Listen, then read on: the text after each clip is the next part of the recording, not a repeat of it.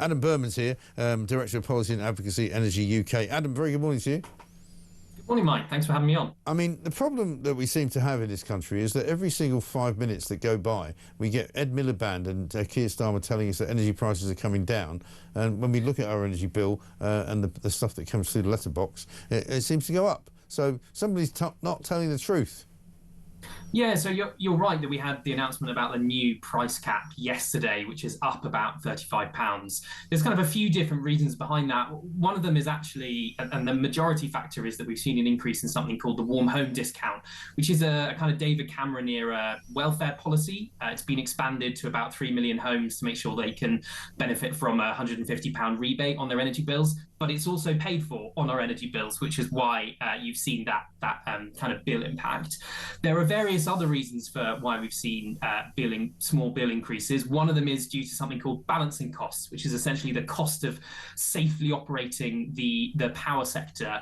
So there are various different reasons. I think we are thrilled, frankly, that we're no longer in the situation we were in a couple of years ago, where we saw really, really dramatic bill increases. But I recognise that at a time of cost of living crisis, where we've got £4 billion worth of energy debt because people are really struggling with their energy bills, no increase at all is going to be welcome. No, exactly right. But I mean, how can they continue to try and convince us that they are doing something good and they're, sort of safeguarding our futures, while all the time everything they say is happening actually isn't happening? It's kind of a smoke and mirrors job, isn't it?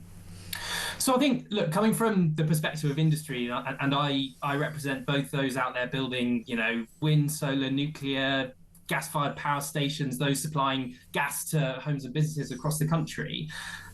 What the government is doing in terms of clean power, which is building out more homegrown clean power, I think is largely a really positive thing. But like any long-term infrastructure project, it takes time for those benefits to be felt on bills. And so, we have been really, really pushing the government to try and help people with their energy bills in the kind of intermediary period where we're doing a lot of this infrastructure building. We're building a new generation, we're essentially building an entirely new power sector. That's a really exciting. We're subsidising it. We are the ones paying for it, and we get no benefit.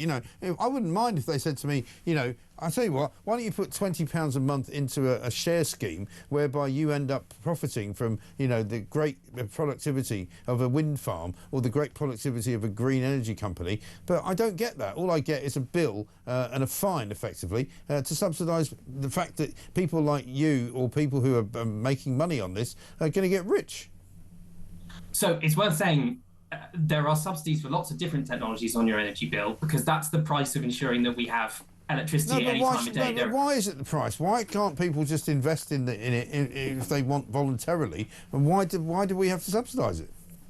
Well, we subsidise both fossil fuels and renewables on the bill because we need to ensure that we have security of supply at any given moment. And I think that is the right thing to do. No, I don't agree with that. No, I don't think that's right, Adam. I think the reason that we get rinsed by the government because we just get told to pay this money, and I don't think that's fair. I haven't seen any oil executives, having to cut back on sending their kids to private school. They make plenty of money. Why the hell are we subsidising it?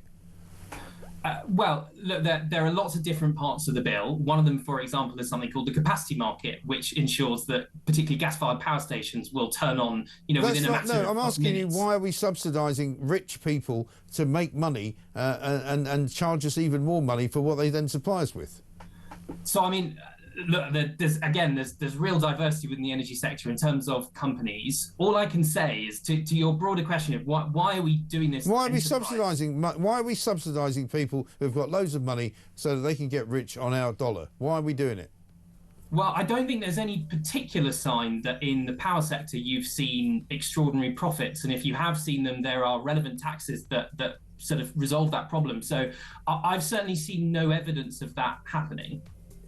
What, are you telling me that energy companies don't make any profits?